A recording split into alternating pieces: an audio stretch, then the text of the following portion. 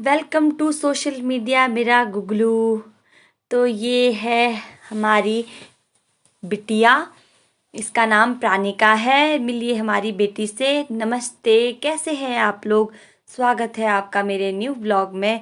तो आज मैं ले जा रही हूँ अपनी बेटी को 6 महीने का टीका लगवाने, अपने इस सडेले से कुर्ते के साथ, जो पता नहीं मैं कितनी बार पहन चुकी हूँ, पर आज आखिरी बार पहनूंगी कसम से।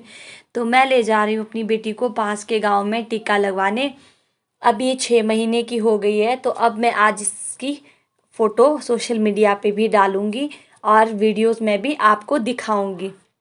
आपको लग रहा होगा कि टीके ही वाली वीडियो बनाती है, और जब अपने बच्चे को टीका लगवाने ले जाती है, या फिर नॉर्मल सी वीडियो बनाती है।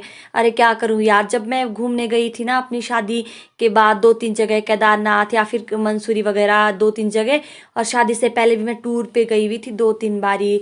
एक बार राजस्थान साइड, एक बार मनाली साइड। तब तो मैं ब्लॉगिंग करती नहीं थी, अब ब्लॉगिंग करती हूँ। तो बस इसके लिए माफ़ी चाहते हैं कि मेरे ब्लॉग में थोड़ी कम सी चीज़ें देखने को मिलती है। तो लीजिए, ये है मेरी बेटी। मैं रेडी हो गई हूँ। खुद रेडी होने के बाद आपको करवाते हैं अपनी बेटी के दर्शन। दर्शन माता थोड़ी ना है, पर ये छोटी माता है। ये भी माता ही समझो, लक्ष्मी माता, देवी माता, कोई सी भी माता, छोटी माता करने आई है।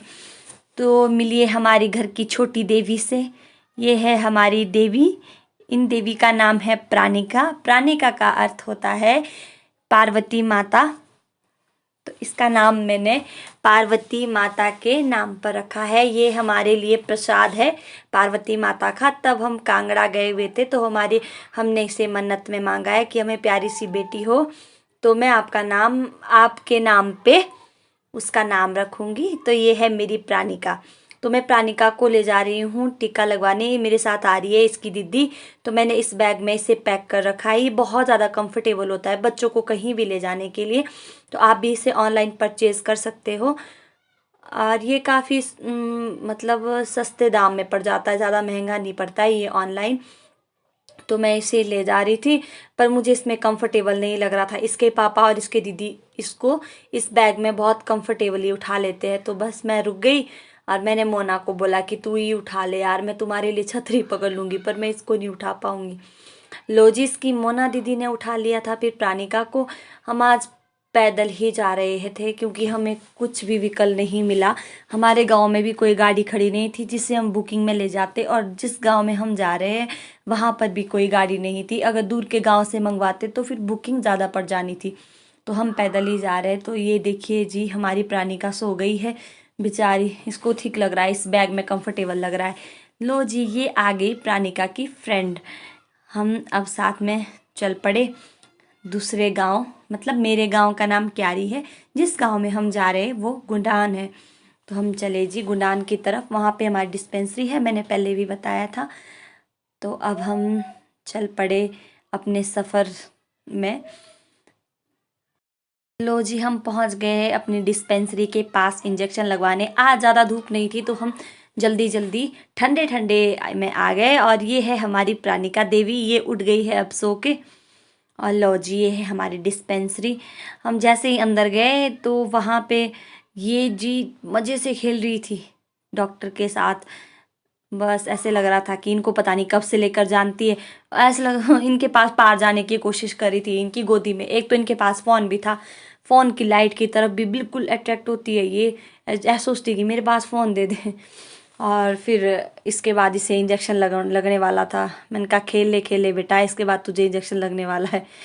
फिर जब इससे पहला इंजेक्शन लगा वो बाजू में लगा। आज 3 इंजेक्शन लगने वाले थे, पहला इंजेक्शन इसे बाजू में लगा। उस टाइम तो बिल्कुल भी नहीं रोई। इससे ज़्यादा टेंशन तो मुझे हो रही थी, क्योंकि मुझे बहुत बहुत बहुत तकलीफ़ होती है, जैसे हर माँ को होती है जब उसके बच्चे को तकलीफ़ होती है। तो जब इसको इंजेक्शन लगता है ना, तो मुझे तो मौत ही पड़ जाती है। मुझे बहुत दुख होता है, ऐसा लगता है कि मैं कैसे देखूंगी इसको रोते हुए।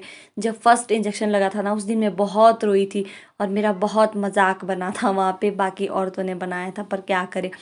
जैसे इसको ये वाला इंजेक्शन लगता है अभी बाजू में, तो ये रोती नहीं है बिल्कुल भी नहीं। मुझे लगा कि ये क्यों नहीं रो रही, पर ये इतना भारी इंजेक्शन नहीं था। और जब उसके बाद टांगों में लगते हैं ना तब बहुत रोती है ये। मुझे तो खुद भी बहुत ज़्यादा दुख होता है कि पर कर भी क्या सकते हैं, टीका लगवाना बहुत ज़रूरी। अब लग गया जी टांगों में। बंदी बहुत रो रही थी और मेरे को भी रोना आ गया।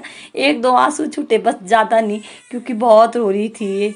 और ये जो टांगों वाले इंजेक्शन होते हैं ये बहुत भारी लगते हैं। मैं तो इसका पजामा भी नहीं लगवा पाई, ये भी फिर डॉक्टर ने लगाया। मेरे तो आंसू निकल रहे थे। फिर फटाफट से मैं इसे बाहर ले आई खुली हवा में। ये 1 मिनट रोई बाहर, फिर बस चुप हो गई। ज़्यादा देर तक नहीं रोई। फिर उसके बाद थोड़ी देर और रोई, फिर चुप हो गई। जब तक 5 मिनट हो गए थे फिर तब तक खेलने लग रही थी। बच्चे थोड़ा ज़्यादा वो नहीं लेते, दर्द के परवाह नहीं करते। अभी खेल रही है, फिर जब तक अभी थोड़ा सा रोएगी, फिर जब तक 5 मिनट होएंगे, पूरे 5 मिनट होने थे जब तक इंजेक्शन लग के, बस फिर बंदी आराम से खेल रही थी।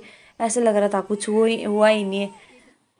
काश हम भी बच्चे के जैसे होते कि एक घड़ी दर्द लगती फिर बाद में हंस जाते, पर हम नहीं कर सकते ऐसा। अब जब हम भी बच्चे थे होंगे तो शायद हम भी ऐसे ही दर्द को सहन करते होंगे। और मेरे ससुराल में बोलते हैं कि शनक्वान ना बहुत सख्त लोग हैं, मतलब ऐसे तैसे उनको दर्द नहीं लगती, तो शायद ये भी प्योर शनक्वांटी है। 5 मिनट पहले 3 इंजेक्शन लगे थे और अभी ऐसे लग रहा है कि जैसे कुछ हुआ ही नहीं। फिर इसके साथ में थोड़ी देर तक खेली, फिर हमें उसके बाद गाड़ी मिली, हम घर आ गए। तो आपको कहते हैं टाटा बाय बाय, आपसे मिलते हैं अगले ब्लॉग में।